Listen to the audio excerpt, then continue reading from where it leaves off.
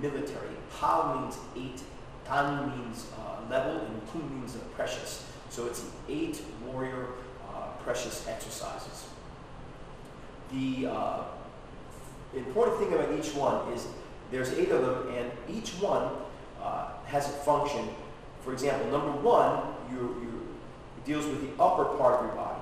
So you're learning to relax this part of your body and release any blockages and any tension, so your energy will flow through your body more smoothly. Number 2 involves the chest and upper back. Number 3 involves the sides and the abdomen. Number 4 is the hips. 5 is the legs. 6 is the knees. 7 is your root. And 8 is a general exercise to make sure the energy is dispersed and moving through the body smoothly. So each one of these unlocks tensions and energy blockages in your body, so your energy will move smoothly.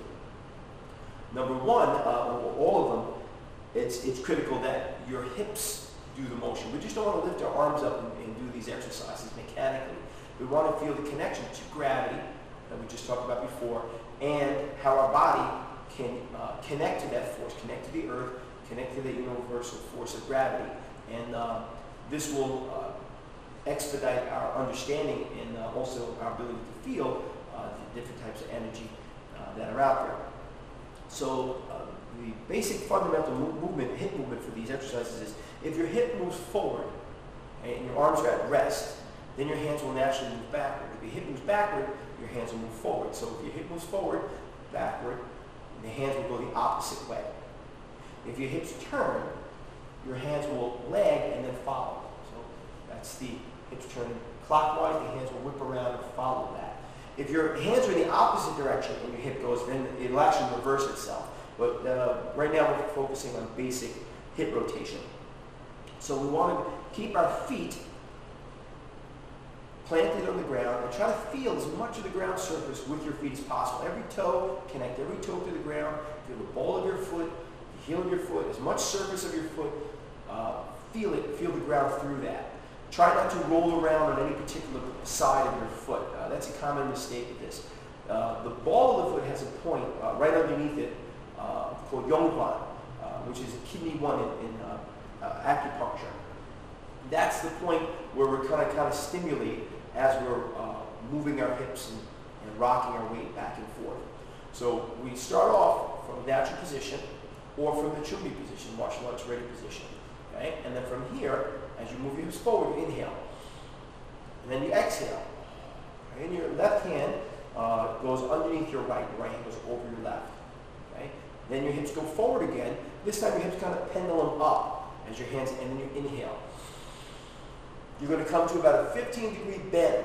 So you're going to not be straight for this part. You're going to actually have a little bend. And you're going to look toward your hands.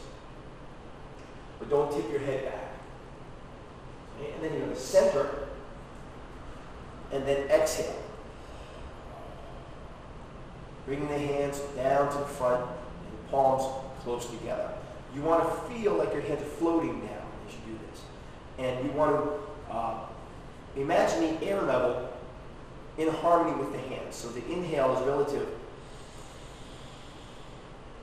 to the hand position. We don't want to have, and then continue exhale, we'll run out of gas, and then have no air at the end. So done properly, you inhale, exhale, hips forward, inhale, straighten out, exhale. The palms are finished this close to each other, then you do another repetition, this time reversing the hand order. So now the left goes on top of the right. Inhale.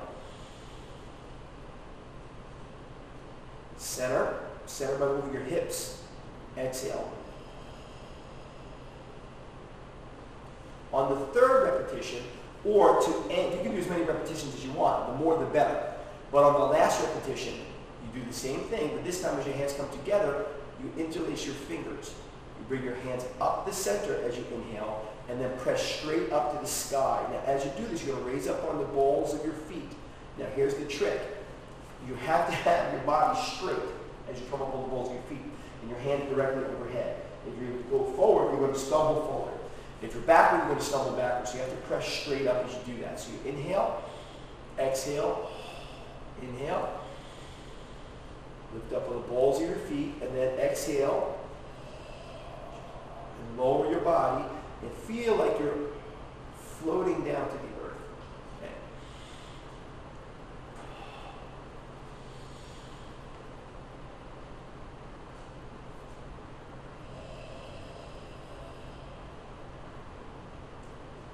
Now, done enough, and if you're relaxed, you should start to feel a tingling or buzzing in your fingers, especially when you get close together. That's basically key exercise number one. So if you're not feeling that, you might be a little too tense in the shoulders. Another way to try to feel it is open and close your hands quickly, 30 times or so, like so, and then bring your hands together. And you should feel almost a thickness or a slight, almost like magnetic repulsion between the hands. As they get close together, you should start to feel thicker force, almost like an invisible balloon that you're bringing your hands together. And you can bring that up and down your arm, and you'll feel that on your arm, near your face, or your ears, because your nose and your ears are very sensitive to different types of energy. So that exercise to feel your energy is you can open and close your hands, and we do number one. We just demonstrated. Bring them close together, and you'll feel. And as you move your hands apart, it'll get weaker. As you bring your hands together, it'll feel stronger. Your body has many types of energy. It's thermal energy, chemical energy. You walk across a rug, you touch something, a lightning bolt comes off your finger. Your body is a conduit and also a manufacturer of energy. So there's different types of energy in your body, and ki is just one of those types of energy. When you're doing these exercises, the most important thing is to stay relaxed. If you're relaxed, they're very subtle. All these experiments I'm going to share with you and these exercises, they're very easy to do, very natural. It shouldn't take you years and years and years to learn these things. They're so simple, you'll probably go, wow, that was easy. It shouldn't be difficult if you follow the natural way. Over the years, ki Gong has gotten very convoluted with people attributing ki to things that really stretching the definition of it. So we're kind of getting back to basics with ki energy. In this course, you'll be able to feel it if you do the exercises properly. You'll be able to feel another person's energy. You'll be able to have them feel your energy, and you'll be able to see energy with these exercises. And you'll be surprised how easy it is. There's no magic techniques or hocus pocus voodoo or anything like that. Very simple exercises to do.